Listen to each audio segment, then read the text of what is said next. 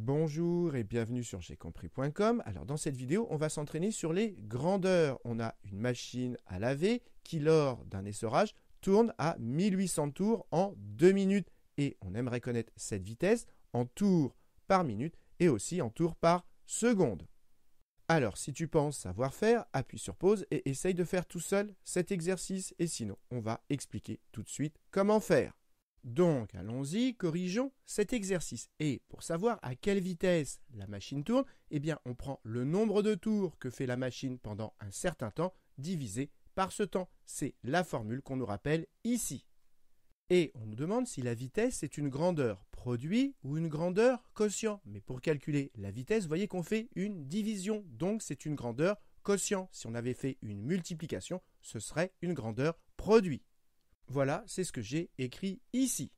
Passons à la question B. On nous dit que la machine, elle fait 1800 tours en 2 minutes. Et on nous demande sa vitesse en tours par minute. C'est-à-dire combien elle fait de tours en 1 minute. Eh bien, il suffit d'écrire ce qu'on nous dit. 1800 tours en 2 minutes. Et nous, on veut sa vitesse en tours par minute. Donc, il faut savoir combien elle fait de tours en 1 minute. Et si en 2 minutes, elle fait 1800 tours en 1 minute, c'est-à-dire en 2 fois moins de temps, le temps a été divisé par 2, eh bien, le nombre de tours sera également divisé par 2. Et 1800 divisé par 2, ça fait 900. 900. Et donc, ça veut dire qu'elle fera 900 tours en 1 minute. Ensuite, on nous demande sa vitesse en tours par seconde. Ça veut dire combien elle fait de tours en 1 seconde.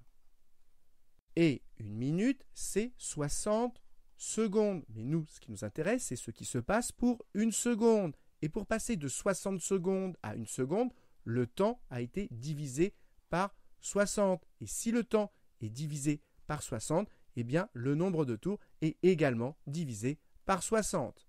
Et 900 divisé par 60, ça fait 15. Ça veut dire que la machine, elle fait 15 tours par seconde. Et donc, conclusion, la machine, elle tourne à la vitesse de 900 tours par minute. C'est ce que j'ai écrit ici. Ou encore à la vitesse de 15 tours par seconde. C'est ce que j'ai écrit ici. Et c'est égal, c'est la même vitesse, simplement exprimée dans des unités différentes. Donc voilà, cette vidéo est terminée. J'espère que tu as bien compris. Et comme d'habitude, si tu as apprécié cette vidéo, n'hésite pas à la partager et à la liker.